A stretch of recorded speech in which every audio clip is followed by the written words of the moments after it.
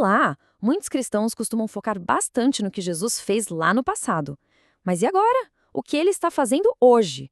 Nessa análise, vamos mergulhar numa ideia fascinante do livro de Kenneth Hagin, a de que o ministério de Jesus continua super ativo neste exato momento. Essa pergunta, que vem direto da fonte, é o nosso ponto de partida. Ela desafia aquela ideia de que a obra de Cristo acabou na cruz e nos convida a olhar para o que ele está fazendo por nós hoje. Para a gente entender bem essa ideia, vamos seguir um roteiro bem claro. Primeiro, a gente vai ver o problema que essa teologia busca resolver, depois a solução fundamental e, por fim, como isso tudo se aplica na prática, no dia a dia. Então, vamos começar pelo começo. Para entender a solução que Hagin apresenta, a gente precisa primeiro entender o problema que ele identifica. E isso passa pela verdadeira natureza do pecado. Olha, aqui tem uma distinção que é chave para tudo. O autor separa a causa do problema, que ele chama de natureza pecaminosa, dos seus sintomas, que são os atos errados que as pessoas cometem. É tipo a diferença entre ter uma doença e tossir por causa dela, sabe?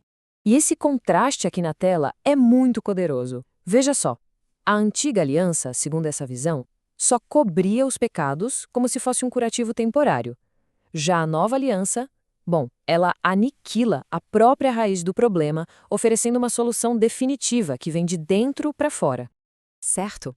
Se o problema foi resolvido de forma permanente, como isso aconteceu? A resposta, segundo essa linha de pensamento, está no papel de Jesus como o sumo sacerdote definitivo. Esse processo todo é visto como uma jornada em 4 etapas bem claras. Começa na cruz, onde ele é a vítima, e vai até a ressurreição, onde ele se torna o sacerdote.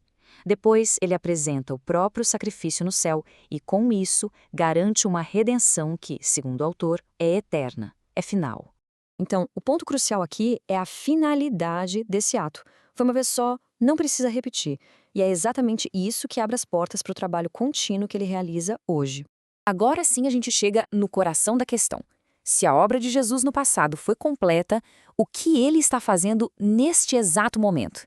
Vamos dar uma olhada nos 4 papéis centrais do seu ministério ativo hoje. De acordo com essa teologia, Jesus desempenha continuamente 4 papéis para os crentes: advogado, intercessor, mediador e pastor. Vamos analisar cada um deles com calma. Primeiro, o papel de advogado. A ideia aqui não é ter uma carta branca para pecar, não é isso. É mais como uma provisão, uma ajuda para quando um crente tropeça no caminho. O autor usa esse papel de advogado para navegar entre 2 ideias teológicas bem opostas. De um lado, aquela que diz, uma vez salvo, salvo para sempre, não importa o que se faça. Do outro, a que diz que qualquer pecado pode fazer a salvação ser perdida. O advogado, nesse contexto, seria a solução para essa tensão. E a base para essa ideia vem de passagens como esta, que basicamente dizem, olha, o objetivo é não pecar, mas, se acontecer, existe um advogado pronto para defender a causa. Em seguida, vem o papel de intercessor. Enquanto o advogado defende quando a gente falha, o intercessor está constantemente apelando a Deus em nosso favor, de uma forma proativa, sabe? E é bem interessante notar que a palavra grega original para intercessão era um termo técnico mesmo, usado para conseguir uma audiência com um rei. A ideia é que Jesus garante esse acesso direto à autoridade máxima.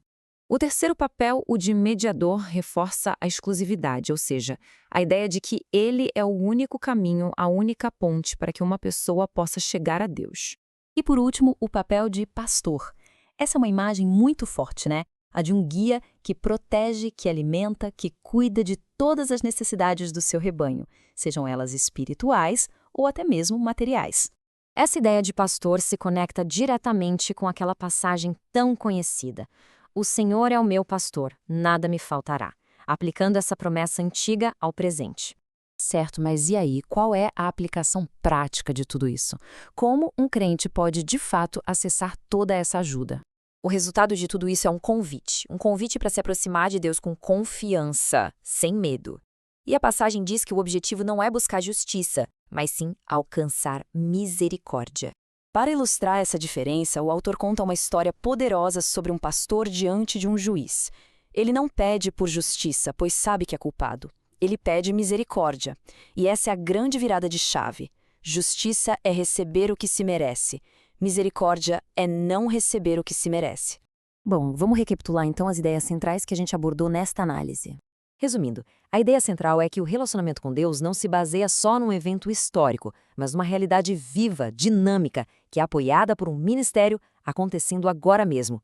O acesso a Deus muda de algo baseado no mérito para algo baseado na misericórdia. E a gente termina com essa reflexão final, uma pergunta que vai bem no cerne do porquê este ensinamento é tão importante para os seus seguidores.